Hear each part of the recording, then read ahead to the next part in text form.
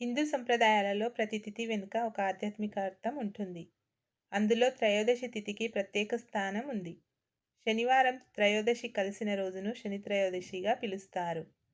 2026వ సంవత్సరంలో వచ్చే తొలి శని త్రయోదశి జనవరి 31న జరగనుంది.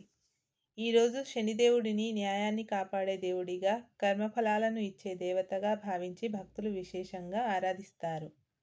జీవితంలో ఎదురయ్యే కష్టాలు కర్మ ఫలితమే అన్న నమ్మకం ఉన్నందున శనిదేవుడి అనుగ్రహం కోసం ఈ పర్వదినానికి ఎంతో ప్రాముఖ్యత ఉంది. అష్టమ శని లేదా అర్ధాష్టమ శని. జాతకపరంగా ఏలినాటి శని, అష్టమ శని లేదా అర్ధాష్టమ శని ప్రభావం ఉన్నవారికి ఈరోజు ఒక ఆశాజనకరమైన సందర్భంగా భావిస్తారు. శని ప్రభావంతో ఎదురయ్యే ఆలస్యాలు, ఆర్థిక ఒత్తిడులు, మానసిక భారాలు కొంతవరకు తగ్గుతాయని పండితులు చెప్తుంటారు.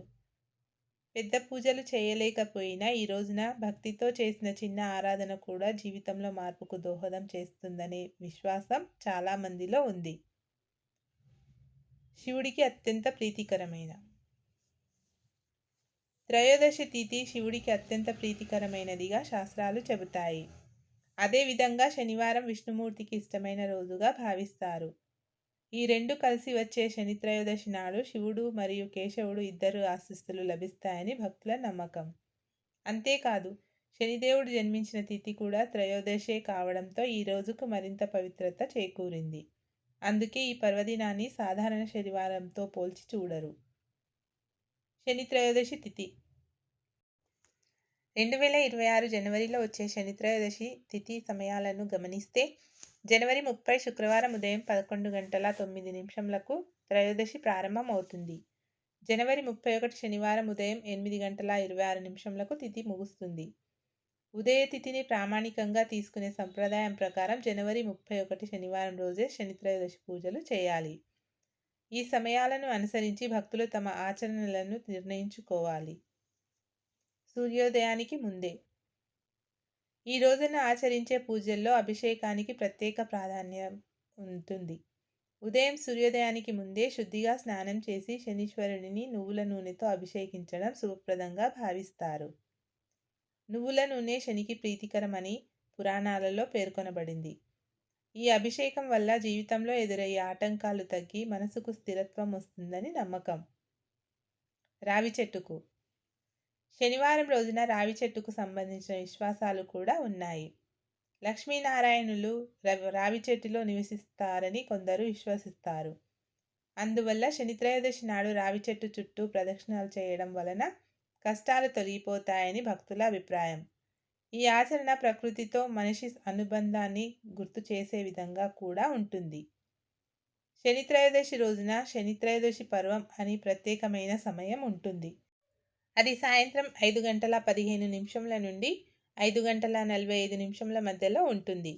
ఆ సమయంలో శివాభిషేకం చేస్తే శనిపీడల నుంచి తొందరగా బయటపడవచ్చు. దాన ధర్మాలకు ఈ రోజున ప్రత్యేక స్థానం ఉంది. నల్లని వస్త్రాలు, నల్ల నువ్వులు, నువ్వుల నూనె లేదా ఇనుప వస్తువులను అవసరమైన వారికి ఇవ్వడం వలన శని ప్రభావం తగ్గుతుందని చెబుతారు. దానం చేయడం ద్వారా కేవలం ఆధ్యాత్మిక లాభమే కాకుండా సామాజిక బాధ్యతను కూడా నెరవేర్చినట్లవుతుంది.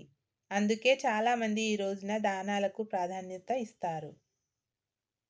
శని త్రయోదశి నాడు పాటించాల్సిన కొన్ని జాగ్రత్తలు కూడా సంప్రదాయాలలో ఉన్నాయి. శని ఆలయ దర్శనం ముగించుకొని బయటకు వచ్చిన తర్వాత వెనక్కి తిరిగి చూడకూడదని పెద్దలు చెబుతుంటారు. అలా చేయటం వలన దోష ప్రభావం మళ్ళీ మొదలవుతుందనే నమ్మకం పురాణ కథల ద్వారా ప్రచారంలో ఉంది. ఈ నమ్మకాలు భక్తులలో ఒక క్రమశిక్షణను కలిగించడంలో సహాయపడతాయి. శనిదేవుడి వాహనంగా భావించే కాకికి నైవేద్యం పెట్టడం కూడా ఈ రోజున ముఖ్యమైన ఆచరణగా ఉంది. అన్నం లేదా ఇతర ఆహారాన్ని కాకికి పెట్టడం వలన పితృదేవతల ఆశీస్సులు కూడా లభిస్తాయని విశ్వసిస్తారు. ఈ ఆచరణ కుటుంబ పరంపరల పట్ల గౌరవాన్ని గుర్తు చేసే విధంగా ఉంటుంది.